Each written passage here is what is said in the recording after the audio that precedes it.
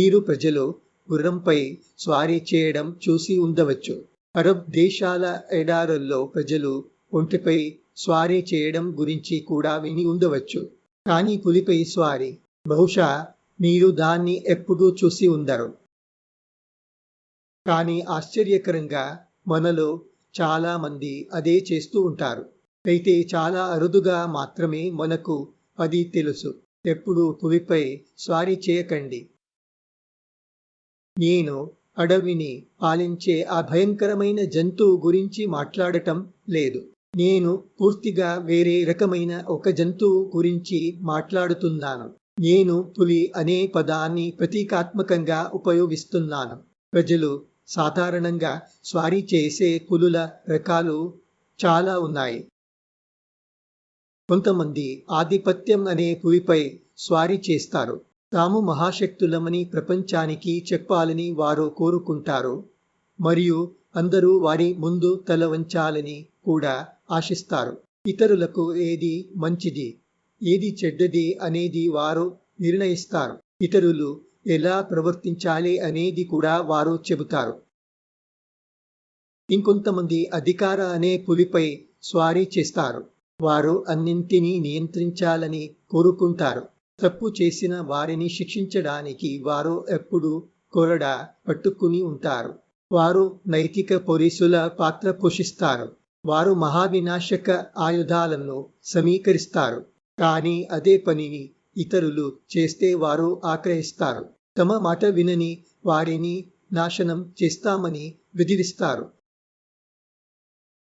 చరిత్ర చూపించింది, ఆధిపత్యం మరియు అధికార పులులపై స్వారీ చేసిన వారు ఎప్పుడూ భయం, అనుమానం మరియు ద్రోహంతో నిండిన జీవితాన్ని గడిపారు.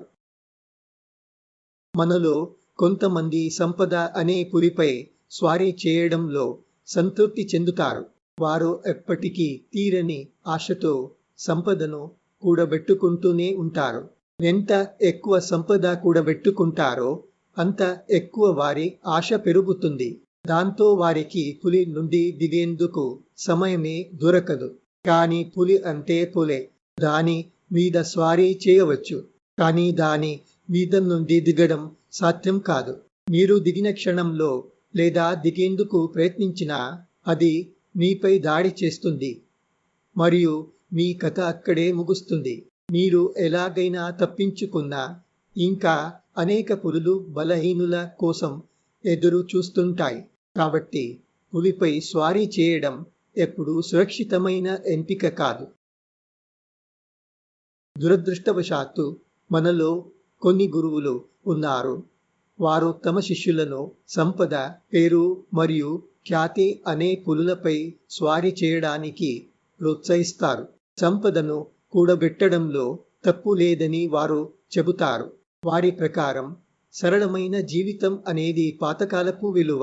యేసు లేదా బుద్ధుడు బోధించిన విధంగా ప్రజలు ఇలాంటి గురువుల వద్దకు గుంపులుగా వెళ్తారు. దీంతో వారు తమ పులి స్వారీని సమర్థించుకోగలుగుతారు.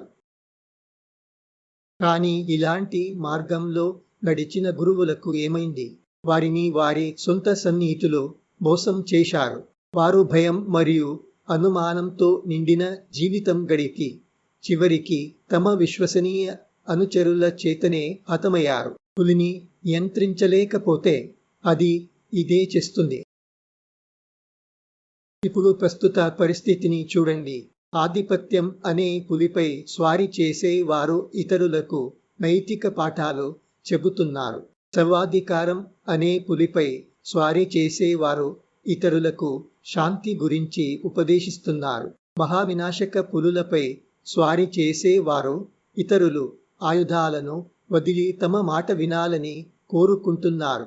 వ్యక్తిగత స్థాయిలో కూడా మనలో చాలా మంది సంపద మరియు వైభవం పట్ల అతిగా ఆసక్తి అనే పులులపై స్వారీ చేసే తప్పు చేస్తున్నారు. మనిషి ఎందుకు ఇలాంటి తప్పు చేస్తాడు?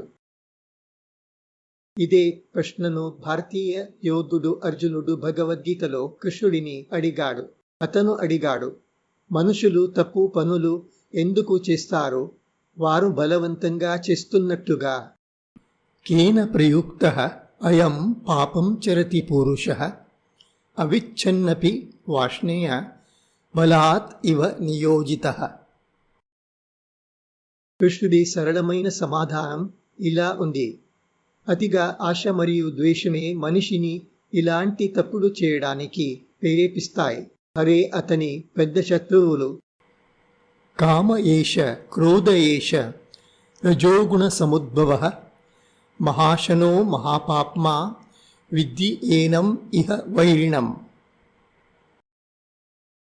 కృష్ణుడు ఈ రెండింటిని అగ్నిని కప్పే పొగతో పోలుస్తాడు. అది స్వయంగా ప్రకాశవంతంగా ఉంటుంది, కానీ అది పొగతో కప్పబడినప్పుడు తన కాంతిని కోల్పోతుంది. అలాగే మనిషి ఈ రెండింటి ప్రభావానికి లోనైనప్పుడు అతని సహజ స్వభావం వక్రీభవిస్తుంది.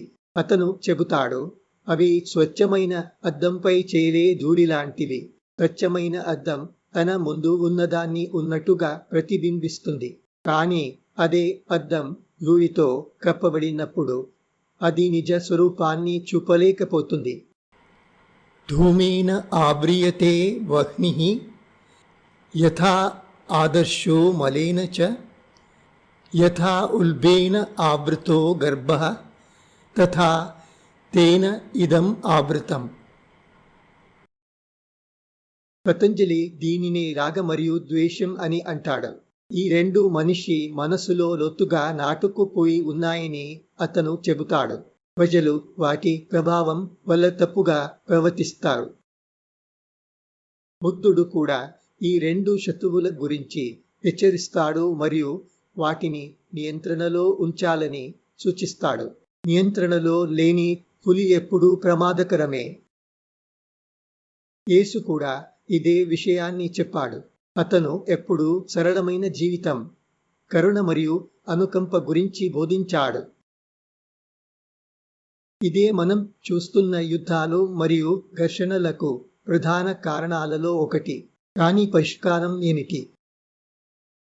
కృష్ణుడు చెప్పినట్లుగా ఈ ప్రవృత్తులను దృఢమైన సంకల్పంతో నియంత్రించాలి. ఏవం బుద్ధే పరం బుద్ధ్వా సంస్తభ్య ఆత్మానం ఆత్మనా జహిశత్రుం మహాబాహో కామరూపం దురాసదం. ఇది చెప్పడం సులభం, చేయడం కష్టం. మనలో చాలా మంది లోతుగా నాటుకుపోయిన మానసిక ధోరణులతో పెరిగాం.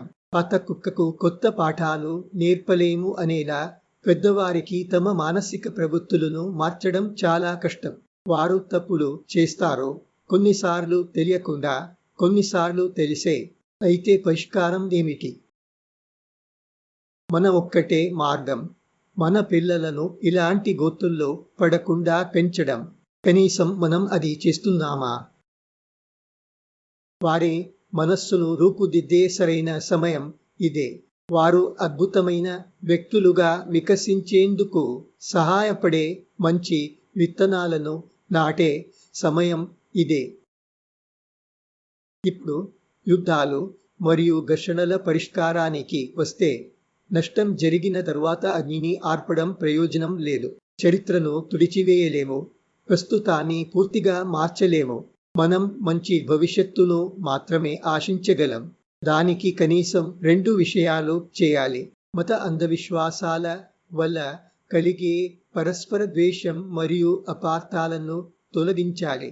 ఇది తమ మతం మరియు ఇతర మతాల సరైన అవగాహనతో మాత్రమే సాధ్యం. దీనిని నేను ఒక గత ఎపిసోడ్లో చర్చించాం. రెండవది, నియంత్రణ లేని లోభం మరియు ద్వేషానికి బలి కాకుండా ఉండాలి. ఆకర్షణీయమైన పులి స్వారీలకు దూరంగా ఉండాలి. ఇవన్నీ మన పిల్లల ప్రాథమిక విధిలోనే పెంచాలి. వారిని బాధ్యత గల వ్యక్తులుగా తీర్చిదిద్దాలి, కేవలం డబ్బు సంపాదించే యంత్రాలుగా కాదు. కానీ మనం నిజంగా అది చేస్తున్నామా?